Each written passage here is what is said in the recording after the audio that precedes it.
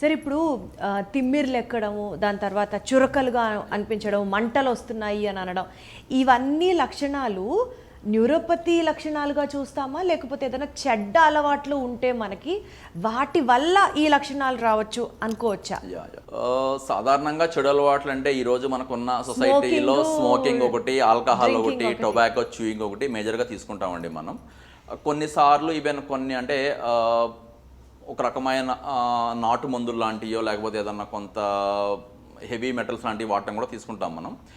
వీటి వలన కూడా కొంత వస్తుంది, కానీ అవి జబ్బునేం పూర్తి కలగజేయవు, కానీ ఉన్న జబ్బు యొక్క తీవ్రతను మాత్రం బాగా పెంచడానికి పనికొస్తాయి.